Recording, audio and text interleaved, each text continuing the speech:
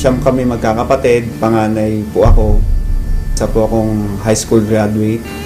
Talagang super hirap kasi isa lang yung nagtatrabaho sa amin, yung father ko, as a cook.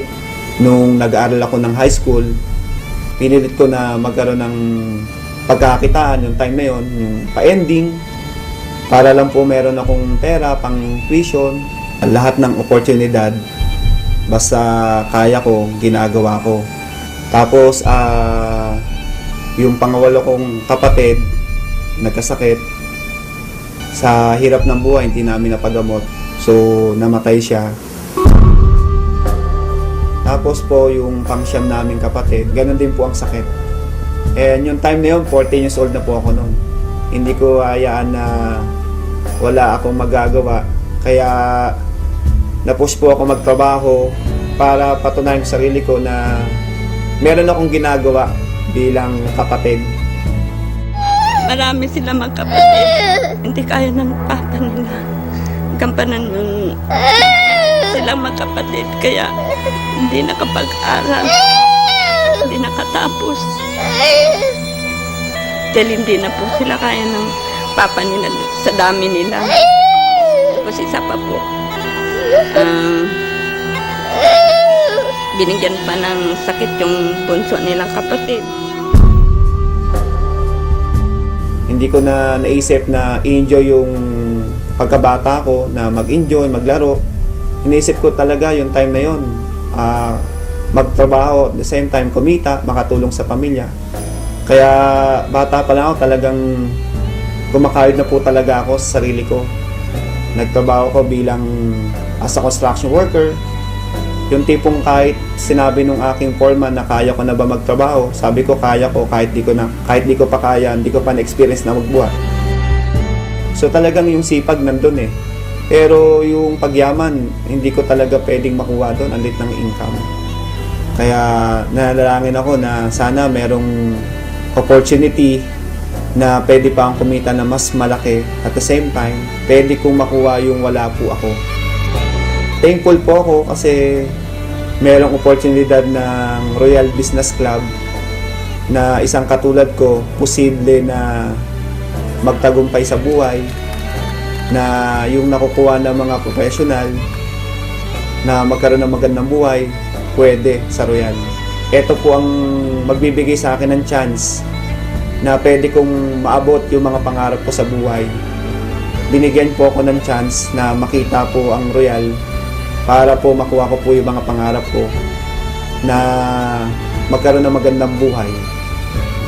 Hindi naman ganun kadali ang lahat. Yung mga kakilala ko ayaw maniwala sa akin. Yung mga hindi ko kakilala, sila yung ina-approach ko sa Royal. Kung nasan po ako, diba, sumakay ako ng bus, sumakay ako ng jeep, kumain ako.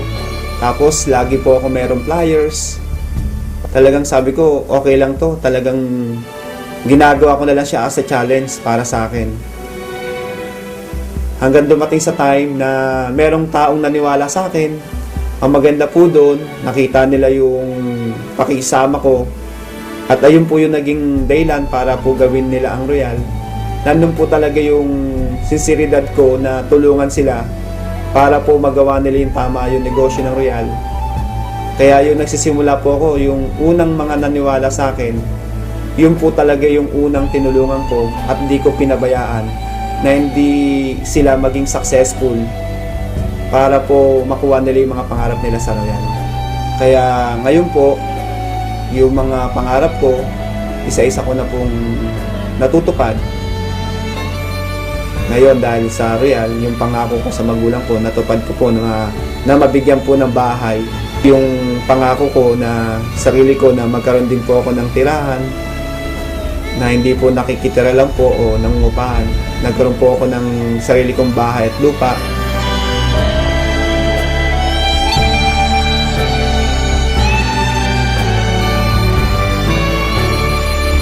Dati, ang higaan ko, papag, kawayan. Pero ngayon, nakakutsyon na ako. Isang room. So, sa second floor, meron po tayong 3 room. Lahat ng nakita nyo po ngayon, lahat po yan. katas po ng Royal.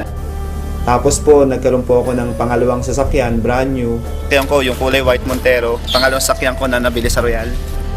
Tapos po, after 5 years, hindi ko po ito pinangarap, pero sabi nga sa Royal hindi po bawal managinip. So masasabi ko, itong pangarap na nakuha ko, ito po yung panaginip na pangarap. Pero dahil sa Royal, yung panaginip na pangarap ko nagkatotoo. Nakabili po ako ng sports car 911 Turbo Porsche. Kaya sa Royal, di mo in-expect ipagkakalob sa'yo, kahit di mo pangarap, matutupad. Hindi po ako mapaniwala na isang katulad ko, nagdadrive po ako ng sports car. Kaya thankful po ako sa Royal, sa Panginoon, kasi binigyan po ako ng magandang resulta. Sila po yung may dahilan o may plano po neto, bakit ko po nakuha ito.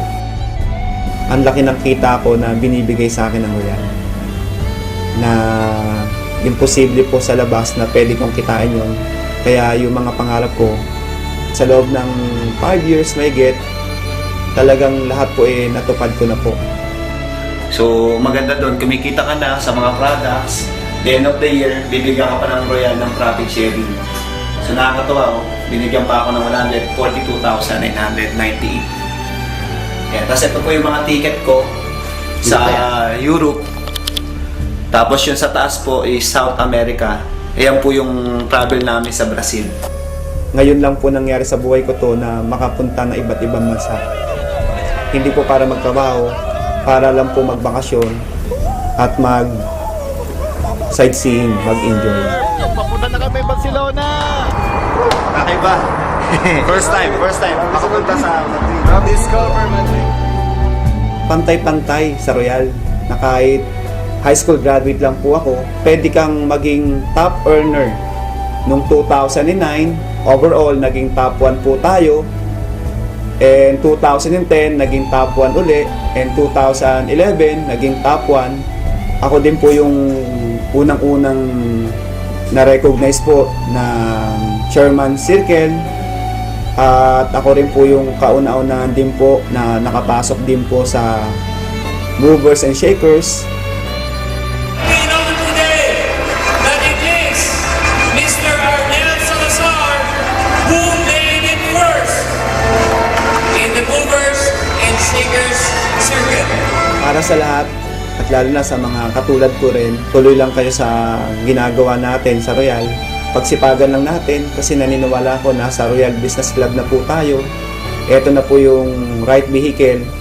Darating po yung time, magugulat na lang po kayo, nandyan na lahat po yung pangarap natin. Sa lahat ng ginagawa natin, sa lahat ng paghihirap na ito, bandang dulo, expect nyo, meron din pong naghihintay na magandang resulta.